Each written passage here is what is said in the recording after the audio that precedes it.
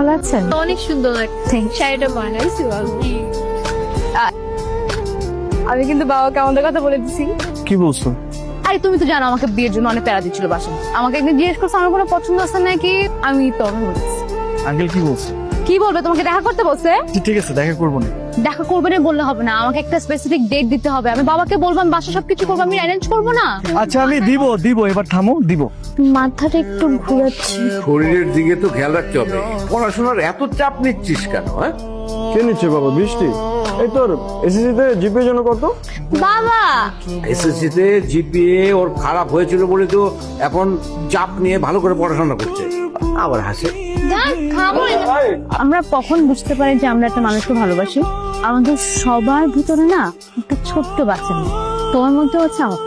আমরা যাতে এই বাচ্চার মতো দেখাতে পারি তাকে ভালোবাসি। হ্যালো আন্টি, ক্লাস শেষে বৃষ্টি হঠাৎ অসুস্থ হয়ে গেছে, হাসপাতালে আসছি, একটু আসুন। ওকে হাসপাতালে নিয়ে গেছে, ও পড়ে গেছিল। কে ফোন করছে?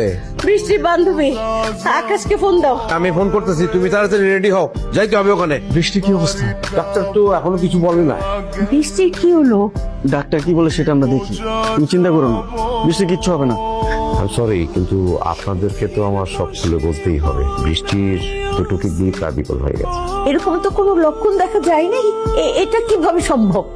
লক্ষণ বোঝা যায়নি বলেই ব্যাপারটা তো বড় আকার ধারণ করছে। এখন খুব দ্রুত চিকিৎসা ব্যবস্থা করতে হবে। যত দ্রুত চিকিৎসা ব্যবস্থা করবেন তত দ্রুত পেশেন্টের রিকভারি পসিবিলিটিসটা বাড়বে। কিন্তু টাকার অ্যামাউন্টটা বেশ অনেক বড়, 25 থেকে 30 লক্ষ টাকা লাগবে সব মিলিয়ে চিকিৎসার খরচ। এগুলো কি বাবা? সমস্ত প্রভিডেন্ট ফান্ড, গ্র্যাচুইটির টাকা, ওই সমবায় সমিতিতে যে কিছু টাকা জমা রাখছিলাম, আর ব্যাংকে একটা ছোট ডিপিএস ছিল, সব কিছু মিলা 15 লাখ টাকা হয়। অর্ধেক টাকা তো তুমি ম্যানেজ করে ফেলছো, বাকিটা আমি ব্যবস্থা করতেছি, তুমি কোনো চিন্তা করো না। আমি কার কাছে হাত পাতবো? তোর কাছে হাত পাতা লাগবে না আব্বা, আমি ব্যবস্থা করবো। এভাবে শুধু অফিসে যাওয়া আসা করলে হবে? কিছু একটা ব্যবস্থা তো করতে হবে। তোর বোনটা বিছানায় কাতরাচ্ছে। ও তো আমারও বোন, আমি চেষ্টা করতেছি। আমার মেয়েটাকে আমার বুকে ফিরাই না দে বাবা। আমার বোন ছাড়া স্যার আমার আর কেউ নাই স্যার। অফিস থেকে অ্যাটলিস্ট একটা লোনের ব্যবস্থা করে স্যার, খুবই হেল্প হয়েছে স্যার। কত টাকা? 15 লাখ টাকা। এমনিতে 15 লাখ টাকা ম্যানেজ হয়ে গেছে স্যার, ডক্টর বলছে 30 লাখ টাকা লাগবে। অফিসের নিয়ম অনুযায়ী তো আমি তোমাকে এত টাকা লোন দিতে পারবো না। আমার বোনটাকে স্যার আমি বাঁচাতে চাই স্যার। স্যার আমি নিজে মরে গেলেও কোনো সমস্যা নেই স্যার, কিন্তু স্যার আমি ওকে একবার সুস্থ দেখতে চাই স্যার। আসলে আমার হাতে খুব একটা সুযোগ নেই, বাট আমি তোমাকে একটা সাজেশন দিতে পারি। তুমি যদি অন্য একটা চাকরি অথবা ব্যবসা করো তাহলে আমি ফিনান্স ডিপার্টমেন্টকে ইজিলি ম্যানেজ করতে পারবো যে তোমার এই জবটা ছাড়াও আরো ইনকাম সোর্স আছে এবং তুমি লোনটা খুব দ্রুত পরিশোধ করতে পারবে। সেটা তোমাকে লোনটা পেতে সহায়তা করবে। জি স্যার, আমি আরেকটা কিছু করার ব্যবস্থা করবো স্যার। কতদিন ইউজ করছিলা? 1 বছর। সব ঠিকঠাক আছে তো?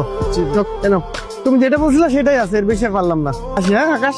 তোমার কাছে কিছু টাকা পয়সা হবে? এই সামনের মাসে বেতন ঢুকলে দিয়ে দেবো। না বুঝতে পারছি, ঠিক আছে কাজ করো। এই যে তুমি এত চিন্তা করতেছো, এত চিন্তা করে কি সবকিছু ঠিক হয়ে যাবে? এত মন খারাপ, এত ডিপ্রেশন করলে কি সবকিছু ঠিক হয়ে যায়? তোমার এখন অনেক স্ট্রং থাকতে হবে। বৃষ্টি কেমন আছে? আছে, একটু সময় লাগবে, ঠিক হয়ে যাবে। আমি কি বাবার সাথে একবার কথা বলবো? না, আমি ব্যবস্থা করে ফেলবো, চিন্তা করো না। বাবা মা আমার দিকে যেভাবে তাকিয়ে থাকে আমার খুবই অসহায় লাগে। এই ছেলে, তোমাকে চেনা চেনা লাগছে, তুমি কি মেঘলা পরিচিত? মেঘলা বোধহয় আমার কথা আপনাকে বলেছে। আমি মেঘলার। তুমি কি ফুড ডেলিভারি করো? তোমার জানা আছে যে এই ফুড কোর্টটার মালিক আমি, এবং এইরকম 12টা ফুড কোর্ট আছে দেশে, আর অন্যান্য ব্যবসার কথা তো বললামই না। ঠিক আছে যাও। এই কথাটা আমাকে একবারও জানানোর প্রয়োজন মনে করলো না? তোমার জীবনের কোনো কিছু জানার রাইট আমার নাই। অল্প কিছুদিন হয়েছে শুরু করেছি। এত ক্রাইসিস যদি তুমি আমাকে বলতে, আমি বাবাকে বলে একটা কিছু ম্যানেজ করতাম। আমি ডেলিভারি ম্যানে জব করি, এটাতে তোমার অনেক গায়ে লাগছে নাকি তোমার বাবার আত্মসম্মানে লাগছে? আচ্ছা যদি আমার কাছে কোনো অপশন থাকে যে যে আমি আমার বাবাকে চুজ করবো নাকি তোমাকে চুজ করবো, আমি তোমাকে চুজ করবো আকাশ। কিন্তু আমি তোমাকে তখনই চুজ করবো যখন তুমি আমাকে চুজ করবা। তোমাকে পাওয়ার জন্য যদি তোমার পরিবারকে ছেড়ে তোমার আমার কাছে আসতে হয়, তাহলে সেই পাওয়া আমার দরকার নেই। একটা পরিবারের প্রতিটা সদস্যের মূল্য কতটুকু সেটা আমি এখন বুঝি। তুমি ঠিক কি বলতে চাইছো? এই মুহূর্তে যদি আমার হাতে দুটো অপশন থাকে, তোমাকে ছাড়তে হবে কিংবা ডেলিভারির চাকরিটা, আমি হয়তো আমার চাকরিটাই বাঁচাবো। আমার মনে হয় তোমার উচিত তোমার নিজেকে নিয়ে চিন্তা করা। এটা তুমি শেষ কথা। এটাই আমার শেষ কথা। আমি যদি একবার চলে যাই আমি কিন্তু আর ফিরে আমি তোমাকে আটকাবো না মেঘলা। মেডিকেল সায়েন্সের জায়গা থেকে আপনাদের হাতে সময় আছে আর 1 সপ্তাহ। এর মধ্যে যদি আপনারা অপারেশনের ব্যবস্থা করতে না পারেন তাহলে কিন্তু আপনাদেরকে বাঁচাতে পারবো না। প্লিজ ডক্টর, আমাকে আর কয়েকটা দিন সময় দেন, আমি টাকা ম্যানেজ করে ফেলবো, আমি বলতেছি। আসলে সময় দেওয়ার তো আমি কেউ না, আমি আপনার বোনের অপারেশনটা করে দিতে পারি। বাবা আমার বিয়ের জন্য তোড়জোড় করেছে, কিন্তু এই প্রথম বাবাকে না করার জন্য শক্তিটা আমি পাচ্ছি না। আমার কেন মনে হচ্ছে বলতো যে তুমি আমার জন্য প্রস্তুত নও। আকাশ নিজেকে দেখে রেখো। বেশিরভাগ সময় আমাদের জীবনে নিয়ন্ত্রণ আমাদের হাতে থাকে না। জীবন আমার, কিন্তু আমাদের জীবনের নিয়ন্ত্রণ থাকে অন্যদের হাতে। আমরা জানি কোথায় আমাদের সুখ, কোথায় আমাদের দুঃখ, কিন্তু তারপরে আমরা সেই সিদ্ধান্তটাই নিই যেটা আমাদেরকে সারা জীবন ভোগাবে। মেঘলা, ভালো থেকো। লোনটা তাহলে ম্যানেজ হয়েছে? লোনটা ম্যানেজ হয়েছে আকাশ। কোম্পানি থেকে তোমাকে 10 লক্ষ টাকা বিনা সুদে লোন দিচ্ছে, আর আমরা কলিগরা মিলে 5 লক্ষ টাকা অ্যারেঞ্জ করেছি। টোটাল 15 লক্ষ টাকা তুমি যাওয়ার সময় অ্যাকাউন্টস থেকে নিয়ে যাবে। ভাইয়া দেখো, আমি এখন একা একাই দাঁড়াতে পারি। ও যদি এবার এক্সামে খারাপ করে, ওরা একদম ধরে বেঁধে বিয়ে দিয়ে দেবো। এত বড় টাকা পেলে কোনো লাভ নেই।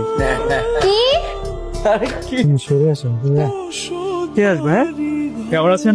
এই তো ভালো আছে, আপনি ভালো আছেন? অনেক সুন্দর লাগছে। Thank you. শাড়িটা বানাইছি ভালো। আচ্ছা তোমরা একটু দাঁড়াও, হ্যাঁ আমি একটু বসবো থেকে আসি। তোমাকে একদিন একটা কথা বলেছিলাম, মনে আছে? আমরা কখন বুঝতে পারি যে আমরা একটা মানুষকে ভালোবাসি? যখন আমরা নিজেদের বাচ্চা মতো তার সামনে তুলে ধরতে পারি। এই দেখো না, আমি আজকে তোমার সাথে নেই, আমার বিয়ে হয়ে গেছে, আমি এখন সংসার করি, কিন্তু আমার ভেতরে বাচ্চা থানা মরে গেছে। কিন্তু তুমি তোমার অজান্তেই আমাদের দুজনের মাঝখানে একটা অদৃশ্য দেয়াল তুলে দিয়েছে। তোমার জীবনের সবচেয়ে কঠিন সময়ে তুমি আমাকে তোমার পাশে থাকতে দাওনি। সৃষ্টিকর্তার কাছে না আমার একটা অভিযোগ আছে, মন আর ভাগ্য দুটোই তো তিনি বানালেন, তো যে আমার ভাগ্যে নেই সে কেন পুরো মনটা জুড়ে থাকবে? পরিস্থিতি যখন কঠিন হয় তখন মানুষ সহজ পথটাকে বেছে নেয়। হ্যাঁ, আসসালামু আলাইকুম। খাবারটা রাখেন, এদিকের খাবার খাই নাই। ঠিক আছে, আসতেছি।